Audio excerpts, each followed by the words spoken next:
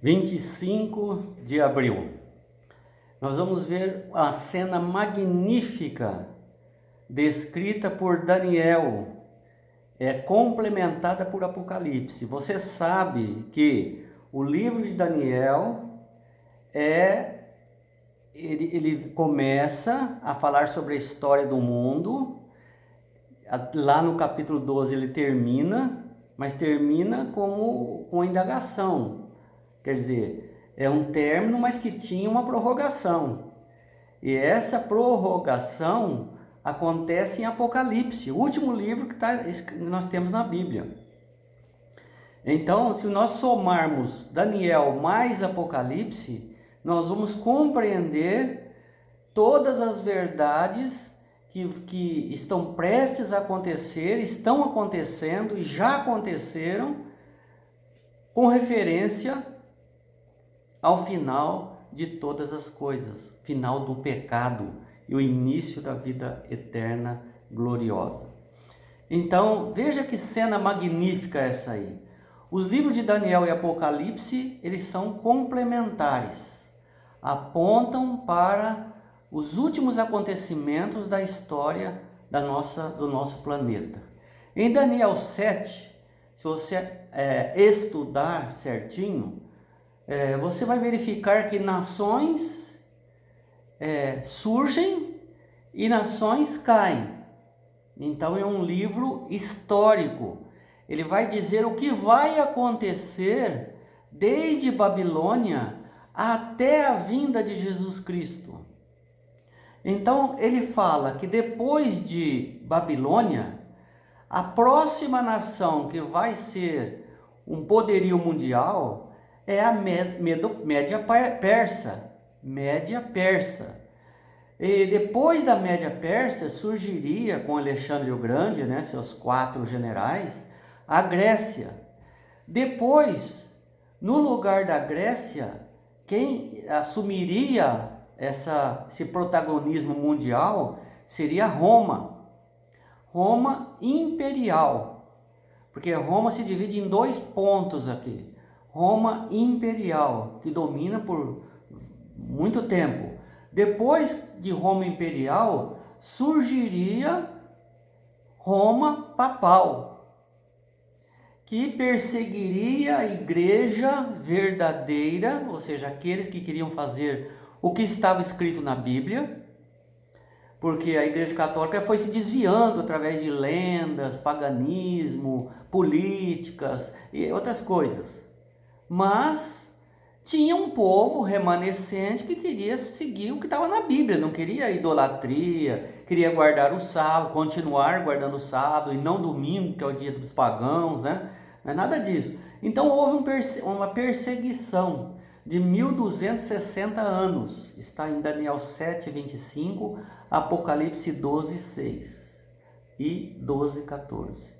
Deus desvia a atenção do profeta Daniel da ascensão e da queda desses reinos. Não era importante aquilo ali, tinha algo mais importante. Então Deus chama a atenção de Daniel para o juízo final de Deus, quando ele corrigirá todos os erros que foram feitos pela humanidade em relação até o plano de Deus, e estabelecerá o seu reino eterno com justiça. Ou seja, ele sai dessa miscelânea política de reis, de guerras, de cai um, entra outro e tal. Acaba com isso aí, Daniel, pare de prestar atenção nisso. Olha que eu vou estabelecer um reino eterno, que não haverá mais essa politicagem, não haverá mais esse pecado, essa adulteração de coisas, esse desrespeito da minha palavra. Então Daniel 7, 9, 10 e 13, resumindo, diz assim: Daniel estava vendo as suas visões, de repente Deus mostra para ele outro acontecimento. Foram postos uns tronos, e o ancião de dias se assentou. Milhões estavam diante dele e abriram-se os livros.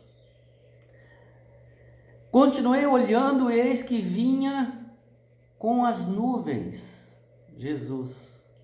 Veja, ele saiu daquela confusão política de Grécia, de Média Pérsia e tantas coisas, e agora ele fala: há esperança para vocês. Olha lá nas nuvens, Jesus vindo nas nuvens dos céus. Era uma profecia. É que ia acontecer depois dos 1260 anos de perseguição. E foi-lhe dado domínio eterno pelo ancião de dias, ou seja, Deus o Pai confere ao Filho todo o poder e domínio sobre todas as coisas.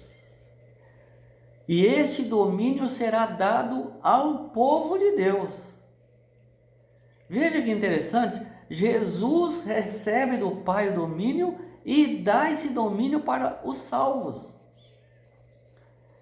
E será um reino eterno, e lhe obedecerão. Ou seja, não vai ter mais pecado, porque aqui desobedeceram. Adão e Eva desobedeceu. Toda a humanidade desobedeceu. Lá no céu, Lúcifer desobedeceu, os anjos desobedeceram. Mas aqui diz que nesse reino eterno não vai ter mais pecado, porque as pessoas não vão querer pecar mais. Porque já viram as consequências nefastas e agora não querem mais desobedecer. Querem obedecer com todo carinho, com todo amor, com toda consideração, que é temer a Deus, né? Ter respeito para com Deus, ter consideração para com Deus, acreditar, dar crédito a Deus, ter fé, confiar em Deus. Então a verdade triunfa, a justiça reina. Então o dia do juízo é algo bonito, não é algo a se temer, a ter medo, no sentido de ter medo. É a boa notícia para todos nós. Por quê? Porque termina tudo bem para os fiéis. Para os infiéis, não. A coisa vai ser feia. Mas para os fiéis, termina tudo bem. Recebe a vida eterna, a glória eterna, o domínio eterno, enfim, o relacionamento direto com o Pai e o Filho. Veremos face a face. Então,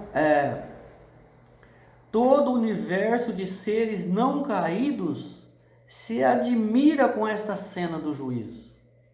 O longo conflito travado por milênios está prestes a acabar.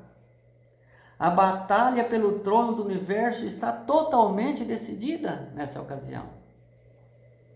Daniel estava certo sobre os impérios que surgiram e desapareceram como ele previu, como Deus falou para ele que ia acontecer.